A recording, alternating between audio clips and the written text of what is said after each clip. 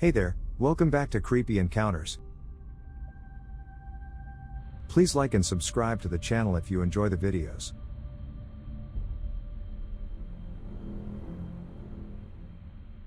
Serious, what are your scariest / most traumatic stories from your childhood? When I was 5, I was in a car accident. The car I was in was rear-ended by a bus. This knocked us into the intersection against a red light where we were broadsided by a bus. The only reason I'm not dead is I decided to sit in the middle seat in the back so I could look out the front window. Vehicles terrified me for years. Wow, when I was younger my mom used to insist I sit in the middle for this very reason. I'm an only child, but she always said that sitting in the middle is the safest spot. When I was 4, my dad went missing for 9 months. I still remember the first time seeing an Ingles store a few towns over. We didn't have them in my town, while we were out searching for him. I thought we must have traveled very far since I was seeing such a big, unfamiliar store out of the car window. The reason he left was because he had been working outside at his job, and his bipolar meds basically became ineffective due to how much sun exposure he was getting. In the days before he left, he kept saying weird things that I didn't know what to make of at my age. Things like "Stop watching Lassie. That show is of the devil and you can't use your Beauty and the Beast blanket because it hints at the number of the Antichrist." Little me was baffled but obeyed. I now know that excessive religiosity is a warning sign to get his meds checked. His truck was found abandoned and partially wrecked 2 states away about 4 months into his time missing. That was rough for my mom. Our outside cat had recently had kittens, so I used to pick them up and take them to her inside to try to help. She thought he was dead for sure. Eventually, he was found wandering around an interstate several more states away with his jacket, wallet, and a Bible piled neatly in the left lane. He was able to sort out his medication levels and has only had a few issues with needed med adjustments since then. I, however, was traumatized for many years after, and I'd latch onto his leg for the first little bit after he got home, fearing he'd leave again. Worst part? He feels guilty to this day. I'm always trying to tell him, dude, not your fault. So not your fault. This is why we need to talk about mental health more. My dad has been a model provider, father, husband, and granddad all these years, but he still carries guilt for circumstances that he didn't set out to enact. When I was 5 years old, my sister 4, I woke up on a stretcher in the hospital. All I remember at first are incredibly bright lights and sterile, white walls. A pretty nurse with curly blonde hair and bright red lipstick kept worrying over me. I think I may have been strapped down, but I don't remember. I have no idea why I didn't put up a fight because I do remember there being a tube down my throat. To this day I can't stand the thought of gagging or throwing up. For some reason I couldn't understand why she was so worried. I just wanted her to laugh. So every time she would give me the next shot in my arm, I would try to gasp, look at her, then roll my eyes and pretend to pass out. I'd open my eyes and let out a muffled laugh and she would smile. My dad would randomly burst into the room. He looked terrified. I didn't understand why he kept leaving until way later when I was told they had my sister and I in opposite rooms. Apparently my heart stopped 9 times. It wasn't long until my sister and I found out our mother had tried to overdose us on her pills. It was another 2 decades before I realized she didn't have a psychotic break like I thought. She was just mad at my dad for drinking and wanted to get back at him. I was like 3 or so and was riding with my mom in her car. We were out shopping that day. I got to sit in the front seat, which was awesome. We were stopped at a red light, waiting for it to change. To the right of us was a parking lot for a hotel. There was some asshole waiting in the parking lot waiting for us to turn. She kept beeping her horn at us, but then this psycho bitch got sick and tired of waiting for all of 5 fucking seconds for the light to turn green and floored it, smashing into the right side of the car. Which just so happened to be the fucking seat I was sitting in. The damage wasn't very severe.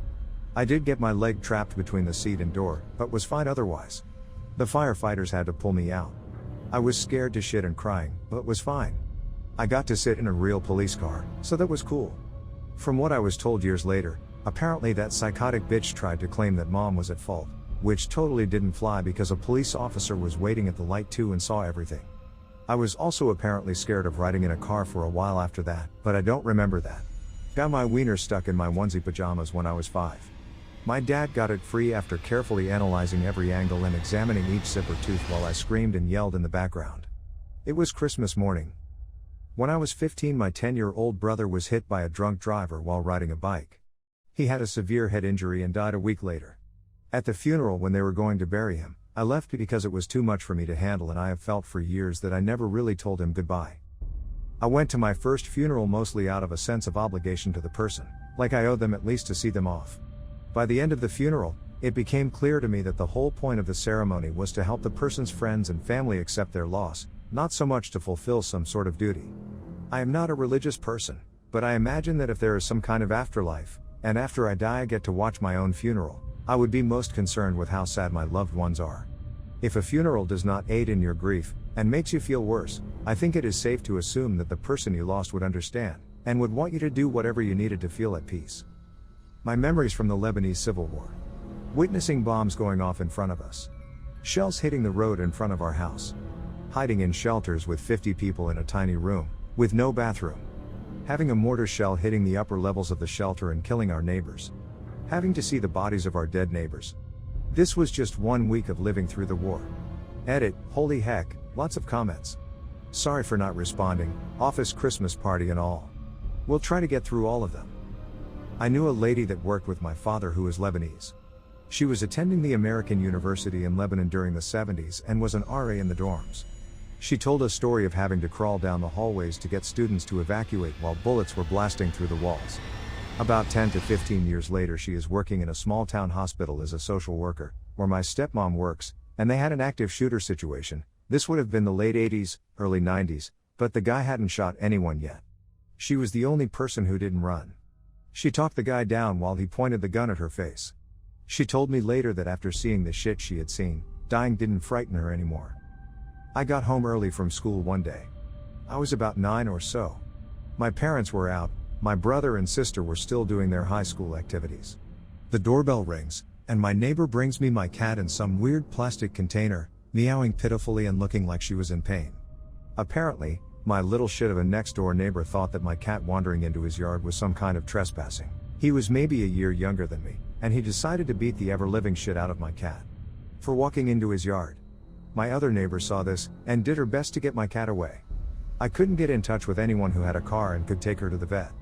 This was before cell phones were used by anyone other than executives and drug dealers, so I scrambled about trying to find a ride. About 20 minutes later, I find my cat had died behind the sofa. The kid got put on some list, and my parents, and his parents, made him bury my cat. Little shit. Walking up the driveway and seeing 2 ambulance attendants putting a stretcher in back of their vehicle. The white sheet had drying blood on the head end. I'd find out 5 minutes later my older brother committed suicide. It was February 8, 1966, and I was 5 years old.